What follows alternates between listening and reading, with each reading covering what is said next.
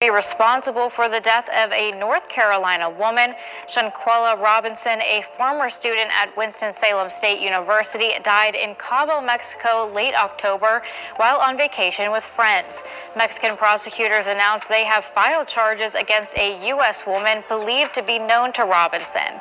They did not name the suspect, but procedures are underway to have the woman extradited from the U.S. to face charges.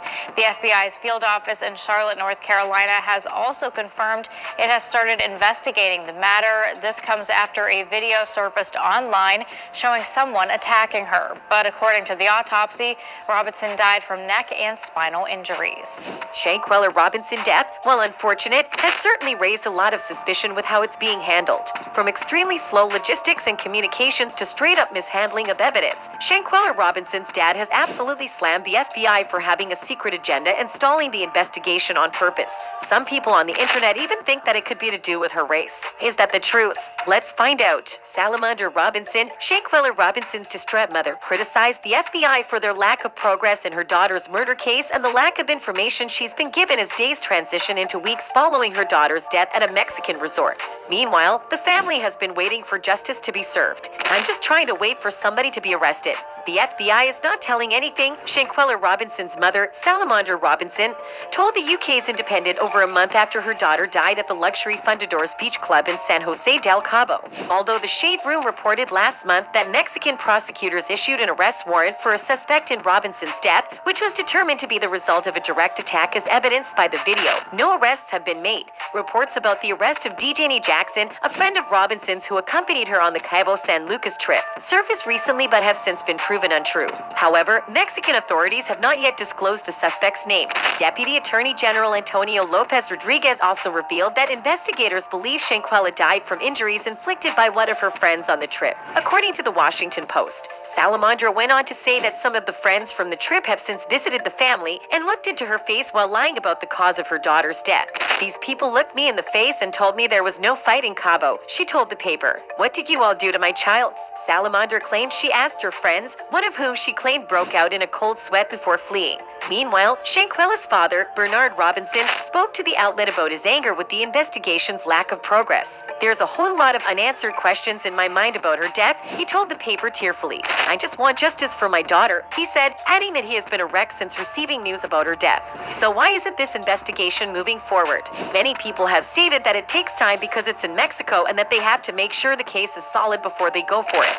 But if that were the case, Shanquella's father wouldn't be conducting interviews to keep the issue alive. It's intriguing that the Idaho killings drew 100 FBI agents, 60 of whom are retired and felt compelled to help solve the case.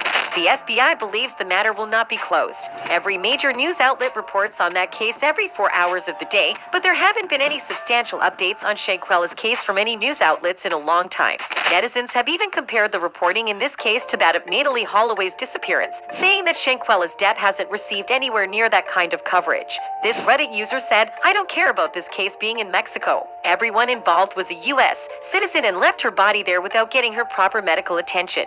Mexico don't know what the hell they're doing and can't even solve crimes in their own corrupt-ass country. What about Natalie Holloway? Was she killed in America? She was on the TV for 10 years before they stopped reporting on her. The FBI and president was looking for her body and killer. We actually have video evidence to support Shanquella's neck injury. Her murder is not a mystery. Another Reddit user also pointed out that, what more do the Mexican authorities need? Is it resources? Capital. I hate to say it, but if Shanquella was white, with the amount of evidence we all have seen,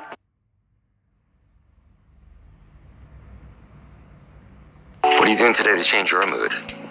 Are the Mexican government reluctant to do anything as they will expose the illegal activities that went on between the Mexican nurse, so-called friends? Are they afraid that this will darken Cabo's tourism?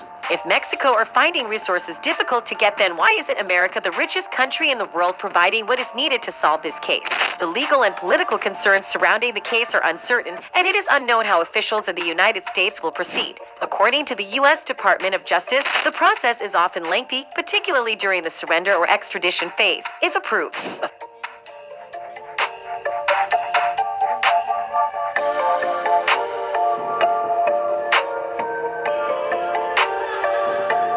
officials must assess if the arrest warrant issued by Mexican authorities is valid and whether to extradite a U.S. citizen for a crime committed in another nation against another U.S. citizen.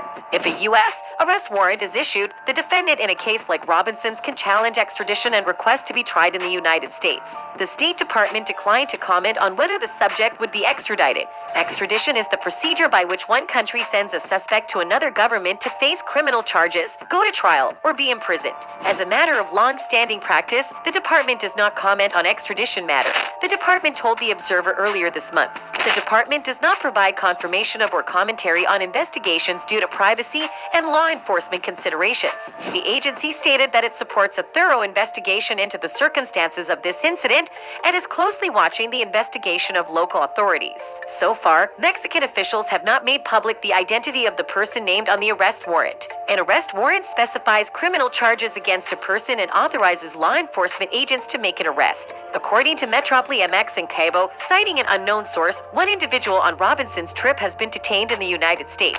Netizens searched police and court public records, local, state, and federal, in and out of North Carolina and discovered no evidence that the individual alleged to be the suspect had been detained or arrested.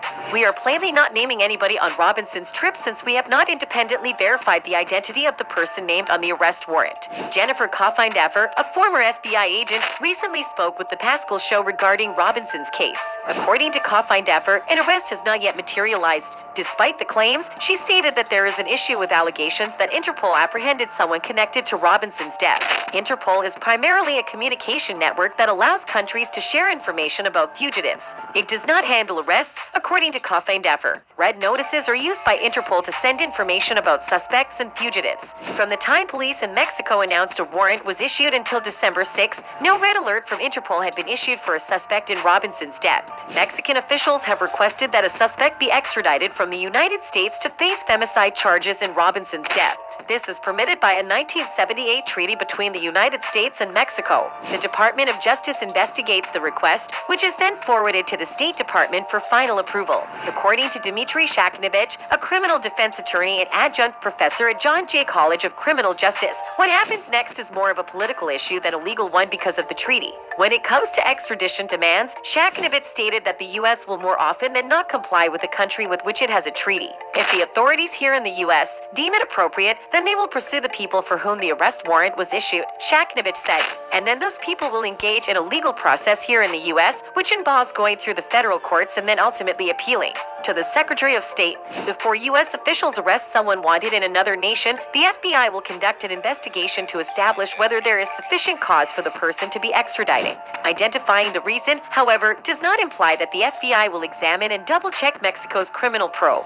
But again, the whole purpose of the treaty is so one country doesn't really question the other, right? Shakhnovich said, the treaty means that we are understanding of each other's legal processes such that if we come to a decision, then that decision must be abided by. The FBI confirmed on 18 an investigation was opened.